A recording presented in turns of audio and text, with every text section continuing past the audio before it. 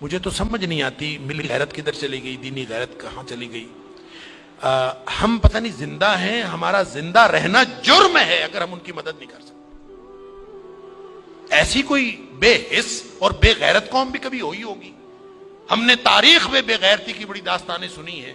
اللہ تعالیٰ قرآن میں فرماتا ہے وَمَا لَكُمْ لَا تُقَاتِلُونَ فِي سَبِيلِ اللَّهِ، اب تمہیں کیا موت پڑ گئی ہے، اب کیوں نہیں لڑتے تم اللہ کے راستے میں؟ وَالْمُسْتَضْعَفِينَ مِنَ الرِّجَالِ وَالنِّسَاءِ وَالْوِلْدَانِ الَّذِينَ يَقُولُونَ رَبَّنَا أَخْرِجْنَا مِنْ هَذِهِ الْقَرْيَةِ ظَالِمِ أَهْلُهَا، پوری دنیا پر ظلم کی داستانیں ساری دنیا دیکھ رہی ہے۔ مسجد اقصیٰ کو آگ لگا دی گئی ہے، ہماری بچیوں کو، بہنوں کو، بیٹیوں کو وہ اپنے گھٹنے کے نیچے لے کے بیٹھے ہوئے ہیں، تصویریں سوشل میڈیا پر شیئر ہو رہی ہیں، بچے چھوٹے چھوٹے قتل کیے جا رہے ہیں، کسی کو غیرت نہیں آ رہی۔ مجھے تو یوں لگتا ہے یہ ہماری نمازیں، ہمارے سجدے کیسے قبول ہوں گے؟ ہم جو مجرم ہیں جو آرام سے بیٹھے رہیں،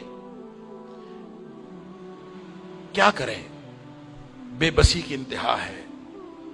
میرا دل یہ کر رہا تھا کہ میں پاکستان کے جو حکمران ہیں، اگر 58 اسلامی ملکوں کے حکمرانوں کو تو ہم کچھ نہیں کہہ سکتے، اپنے ملک کو حکمرانوں کو تو کچھ کہہ سکتے ہیں کہ حکمرانوں اور فوج کے سپہ سالاروں، اگر تم ان کی مدد کر سکتے ہو تو کرو، ذمہ داری تو تمہاری ہے۔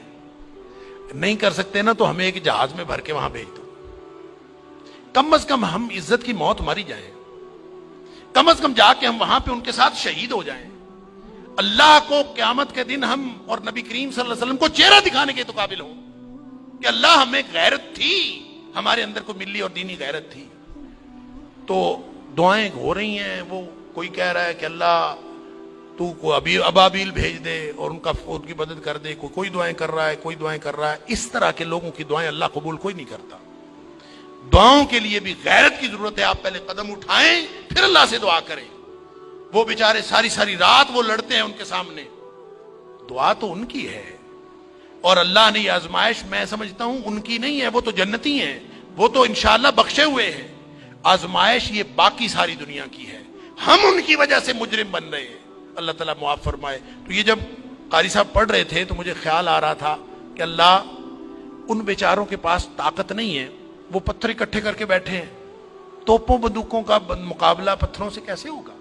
یا اللہ تو ابابیل بھیج دے، اور تو جس نے ابرہہ کو اور اس کے لشکر کو تباہ و برباد کر دیا تھا، اللہ اس دور جدید کے ابرہہ کو جو ہماری مسجد اقصیٰ کو تباہ کرنے کے لیے آیا ہے اور پوری ملت اسلامیہ دہشت گرد پھر مسلمانوں کو کہا جا، بدبخت پوری دنیا میں بدترین دہشت گردی کرتے ہیں اور پھر بات کرتے ہیں مسلمانوں کی دہشت گردی کرتے ہیں۔ میں تو سمجھتا ہوں پورے 58 اسلامی ملکوں کو اعلان جنگ کر دینا چاہیے، لڑتے لڑتے مر جانا چاہیے، اس زندگی سے وہ موت بہتر ہے۔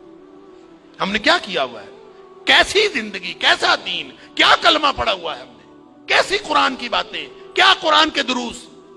ہم یہاں سکون سے بیٹھے ہیں، پنکھے چل رہے ہیں، موج میلہ پانی پینے کو مل رہا ہے، نماز آرام سے پڑھ رہے ہیں، سجدے آرام سے کر رہے ہیں، وہاں ہماری بہنیں بیٹیاں لٹ رہی ہیں۔